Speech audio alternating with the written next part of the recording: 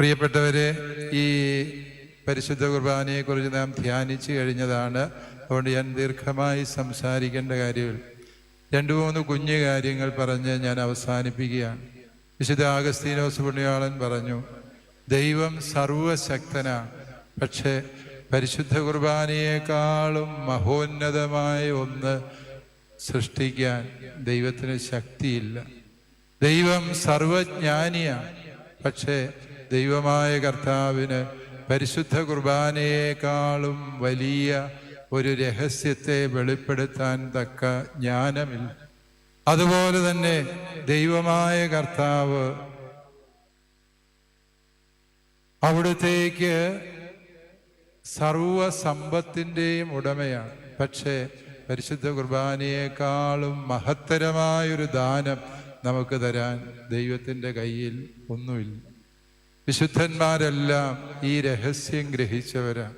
വിശുദ്ധരും നമ്മളും തമ്മിലുള്ള വ്യത്യാസം എന്ത് എന്ന് ചോദിച്ചാൽ എനിക്ക് ഒറ്റവാക്കിൽ പറയാൻ തോന്നുന്നത്, വിശുദ്ധർക്ക് പരിശുദ്ധ കുർബാനയുടെ രഹസ്യം വെളിപ്പെട്ട് കിട്ടി, നമുക്കത് വെളിപ്പെട്ട് കിട്ടിയിട്ടില്ല. അതുകൊണ്ട് തന്നെ നമ്മൾ പരിശുദ്ധ കുർബാനയുടെ മഹത്വവും ആ തിരുസാന്നിധ്യം നമ്മുടെ ജീവിതത്തിൽ പകരുന്ന യഥാർത്ഥ സന്തോഷവും അറിയാതെ ജീവിക്കുന്നവരാണ്. നിധി കണ്ടെത്തിയിട്ടും വയല് വാങ്ങാത്തവരാണ് നമ്മളിൽ പലരും. വൈദികരായ നമ്മളെല്ലാവരും പരിശുദ്ധ കുർബാനയുടെ തണലിൽ ജീവിക്കുന്നവരാണ്. പക്ഷേ പരിശുദ്ധ കുർബാന നമ്മുടെ ജീവിതത്തിൻ്റെ സന്തോഷമായി എത്രമാത്രം മാറുന്നുണ്ട് എന്ന് ധ്യാനിക്കുമ്പോഴാണ് വിശുദ്ധ അഗസ്തീനോസ് പറഞ്ഞ ഈ സത്യത്തിൻ്റെ പൊരുള് നമുക്ക് മനസ്സിലാക്കാൻ സാധിക്കും. ബഹുമാനപ്പെട്ട സമർപ്പിതരെ, നിങ്ങളെല്ലാവരുടെയും ഭവനത്തിൽ നിങ്ങളുടെ കൂടെ ഈശോ വസിക്കുന്നുണ്ട്.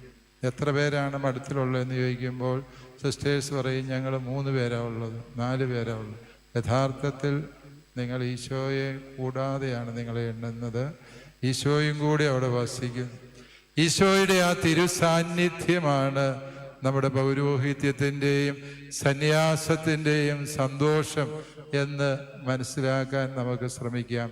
ദൈവം പരിശുദ്ധ കുർബാനയിലൂടെ ഇങ്ങനൊരു അടയാളം വിളക്കന്നൂർ വെളിപ്പെടുത്തുമ്പോൾ, പ്രിയപ്പെട്ടവരെ, നമ്മളോടൊപ്പം വസിക്കാൻ ആഗ്രഹിക്കുന്ന ഈശോയുടെ കരുണാർദ്രമായ സ്നേഹത്തെ മനസ്സിലാക്കുവാൻ നമുക്ക് കഴിയണം. പരിശുദ്ധ കുർബാനയിലെ പ്രത്യേകിച്ച് വിളക്കന്നൂരിലെ ഈ വെളിപ്പെടുത്തലിനെ ധ്യാനിക്കുമ്പോൾ എപ്പോഴെല്ലാം ഈ പരിശുദ്ധ കുർബാന കയ്യിലെടുത്ത് അതിനെ നോക്കേണ്ടി വന്നു, അപ്പോഴെല്ലാം എനിക്ക് വലിയ സന്തോഷം തോന്നിയത്, നാം പരിശുദ്ധ കുർബാനയിൽ എന്താണോ കാണുന്നു എന്ന് വിശ്വസിച്ചത് അത് സത്യമായും ദൃശ്യമാകുന്നു എന്നുള്ളതാണ് ഈ വിളക്കന്നൂരിലെ വെളിപ്പെടുത്തലിൻ്റെ ആത്യന്തികമായ അർത്ഥം. പ്രിയപ്പെട്ടവരെ, ആ ഒരു വലിയ സന്തോഷം നമ്മുടെ എല്ലാവരുടെയും ഹൃദയത്തിൽ സൂക്ഷിക്കാം. ഇതിനേക്കാളും സുന്ദരമായി, ഇതിനേക്കാളും അർത്ഥപൂർണമായി ഒരു ദിവ്യകാരുണ്യ അടയാളം ലോകത്തിന് വെളിപ്പെടുത്താൻ ദൈവത്തിനില്ല. കാരണം പരിശുദ്ധ കുർബാനയെ നോക്കുമ്പോൾ ഈശോയെ കാണാൻ പറ്റുന്നു എന്നുള്ളതിനേക്കാളും വലിയ രഹസ്യം മറ്റെന്താണുള്ളത് എന്ന് നമുക്ക് ധ്യാനിച്ചു നോക്കാം.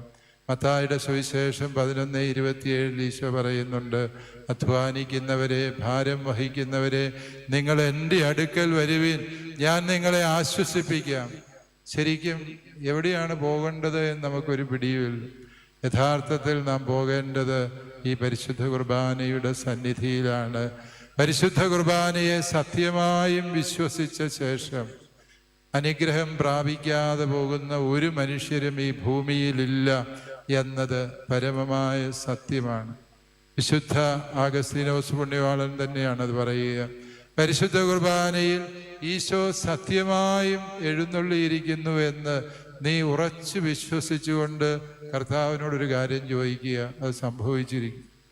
സംഭവിക്കുന്നില്ല എങ്കിൽ നിന്റെ വിശ്വാസത്തിൻ്റെ ഉറപ്പിനെ കുറിച്ച് നീ ഗൗരവമായി ധ്യാനിക്കണം എന്നുകൂടി വിശുദ്ധൻ നമ്മെ പഠിപ്പിക്കുന്നുണ്ട് എന്ന സത്യം പ്രിയപ്പെട്ടവരെ ഓർക്കുക. പരിശുദ്ധ കുർബാനയിൽ നാം സമർപ്പിക്കുന്ന അപ്പവും വീഞ്ഞും നമ്മുടെ കർത്താവ് ഈശോ മിശിഹായുടെ തിരുശരീരവും തിരുരക്തവുമായി വസ്തുഭേദം അഥവാ സത്താഭേദം സംഭവിക്കുന്നു എന്നുള്ളത് നമ്മുടെ കർത്താവ് നമുക്ക് വെളിപ്പെടുത്തി തന്ന ഏറ്റവും വലിയ രഹസ്യമാണ് എന്ന സത്യം ഓർക്കുക.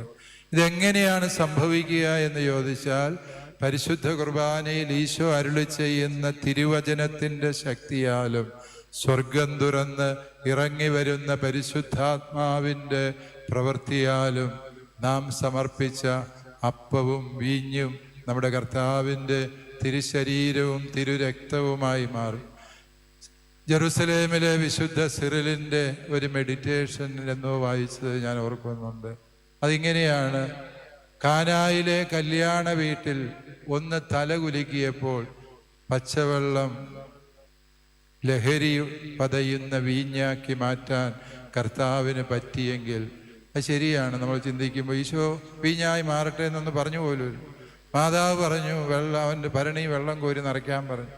അപ്പോൾ ഈശോ മിണ്ടിയിട്ടൊന്നുമില്ല. ചിലപ്പോൾ ഒന്ന് തലയാട്ടി കാണും. അതാണ് വിശുദ്ധൻ പറയുക, ഈശോ ഒന്ന് തല കുലുക്കിയപ്പോൾ ഈ വെള്ളഭരണി മുഴുവനും പുതുവീഞ്ഞായി മാറുന്നു എങ്കിൽ നമ്മുടെ കർത്താവ് ഈശോ മിശിഹ തൻ്റെ സർവ കൃപയും അഭിഷേകവും വർഷിക്കുന്ന പരിശുദ്ധ കുർബാനയിൽ അവിടുത്തെ തിരുശരീര രക്തങ്ങൾ അപ്പവും വീഞ്ഞുമായി മാറും എന്ന് വിശ്വസിക്കാത്തതിനേക്കാളും വലിയ അവിവേകമുണ്ടോ എന്ന സത്യം ഓർക്കുക.